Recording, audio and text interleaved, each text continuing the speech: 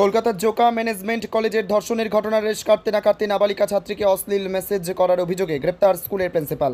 এই ঘটনাকে কেন্দ্র করে চাঞ্চল্য ছড়িয়েছে দক্ষিণ চব্বিশ পরগনা জেলার অন্তর্গত ক্যানিং থানার রায়বাঘিনী ডিপল হাই স্কুলে।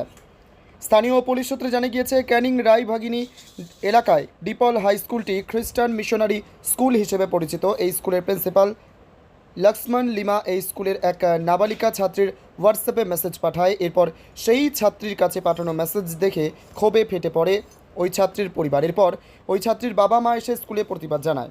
স্কুলে ছুটে আসে ক্যানিং থানার পুলিশ। স্কুল থেকে প্রিন্সিপালকে আটক করে পুলিশ। তবে এ বিষয়ে সংবাদ মাধ্যমের মুখোমুখি হয়ে নিজের দোষ স্বীকার করে স্কুলের প্রিন্সিপাল। ছাত্রীর অভিভাবক তিনি জানান, গত 1 বছর ধরে আমার মেয়েকে যৌন হেনস্থা করে যাচ্ছিল। প্রিন্সিপাল বোর্ডের পরীক্ষা থাকার কারণে আমি মুখ খুলতে পারিনি। আমাদের কাছে সম্পূর্ণ তথ্য প্রমাণ রয়েছে। অবশেষে আমরা প্রতিবাদ জানাই।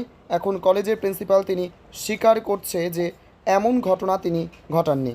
প্রতিনিয়ত আমার মেয়ের ফোনে অশ্লীল মেসেজ উনি পাঠাতো। এখনও পর্যন্ত থানায় আমরা অভিযোগ জানাইনি, থানায় অভিযোগ জানাবো। এই ঘটনায় কার্যত ক্ষোভে ফুঁসছে এলাকার মানুষজনেরা। শিক্ষক হয়ে কিভাবে ছাত্রীকে অশ্লীল মেসেজ করতে পারে? শিক্ষাঙ্গনের পরিবেশ দিনের পর দিন নষ্ট হয়ে গিয়েছে।